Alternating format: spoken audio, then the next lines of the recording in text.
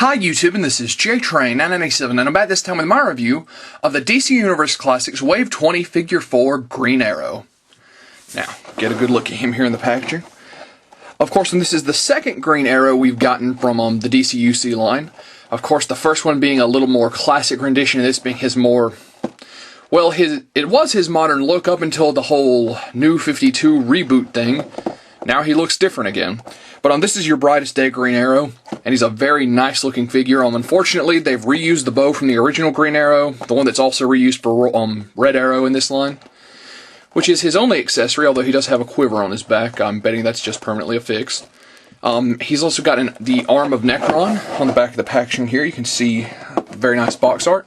And his reader says, Oliver Queen was an irresponsible thrill-seeker until his time on a desert island forced him to master the bow and arrow. Forever changed, he became the masked vigilante Green Arrow. Over time, Queen became disillusioned with justice and secretly hunted down villains, including the man who blew up Star City, Prometheus. Queen was banned from Star City, however the events of the Blackest Night and Brightest Day brought him back, struggling to protect what remained of his hometown. So, there you go. Very nice little spiel there about, Year One, Cry for Justice, and the, of course, series right after that. But a fantastic looking figure. Let's open him up. And here we have Green Arrow out of packaging.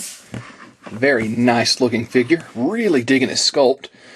Of course, real quick. Oh, falling over here. The arm of Necron. Double jointed, really nice. Tossing that off to the side here. And getting a better look at Green Arrow, if I can get him to stand up in this pose. As I've already mentioned, reused bow, which I didn't like the bow in the first place, but I guess kudos they didn't waste any accessory space by giving us a bunch of fake arrows that wouldn't fit in his quiver or in his bow. Let's actually remove it here real quick. Strange how they painted the original Green Arrow's bow, and this one they did not even waste the paint.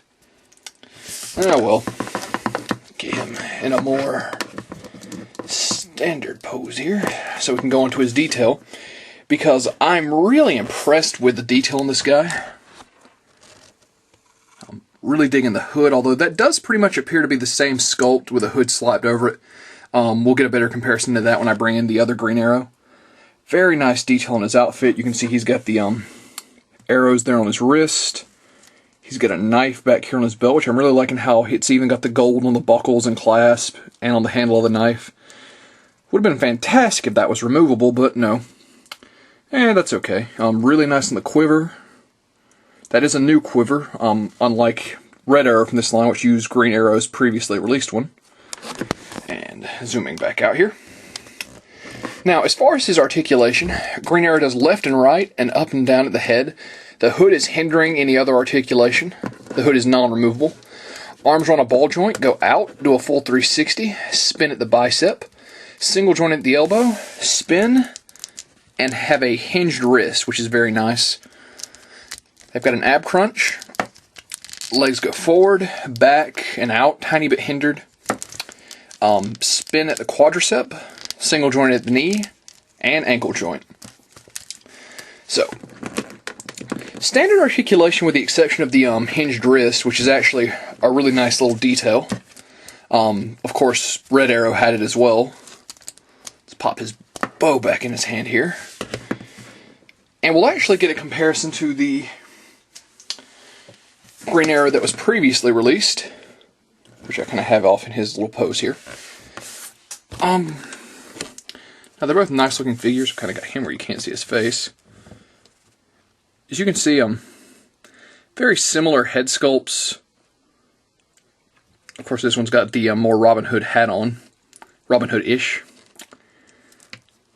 So, I mean, this is one of those things where I really like Green Arrow, and it's great to have two versions of this figure. Two versions of this character, I mean.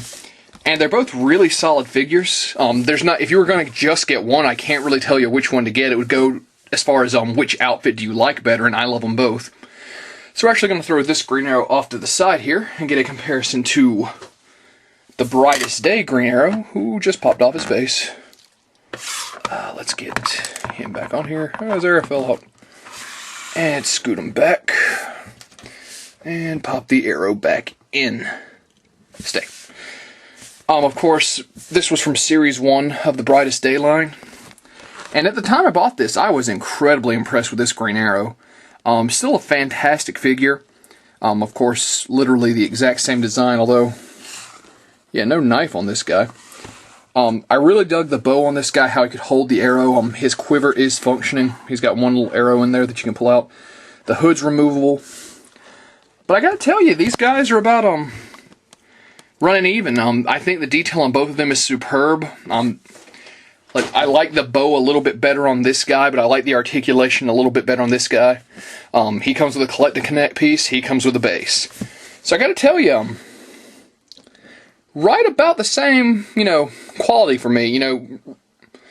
I'm not really being very decisive on which one you should get if you only could pick one. Of course, I never am. That's always up to you guys watching the reviews. If you're a Green Arrow fan, wouldn't hurt to have all of them. So at the end of the day, speaking of this guy, I was really impressed with this figure with the exception of the bow.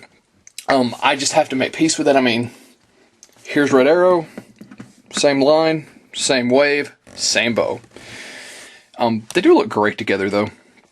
Probably look a little bit better with classic Green Arrow, make a little more sense. I still do recommend picking this up. My Walmart's in my area where I still have not seen these pop up yet. I'm still waiting for these to show up at any stores, to be completely honest. I got mine offline. They're starting to run $17 a pop. Man, that is a lot to pay for these. Brightest Day figures run you $20 a pop. DC Directs, but the Brightest Day line is DC Direct. I really feel more comfortable at $15. I don't like how Mattel keeps jacking these prices up and, over and over every time, once or twice a year, it's another $1, and eventually no one's going to be able to afford these things. Still though, this is a fantastic Green Arrow figure despite the price. Look for them online if you can't find them at local retailers, and I highly recommend picking them up. And that being said, this is JTrain997, and I'll see you soon, YouTube.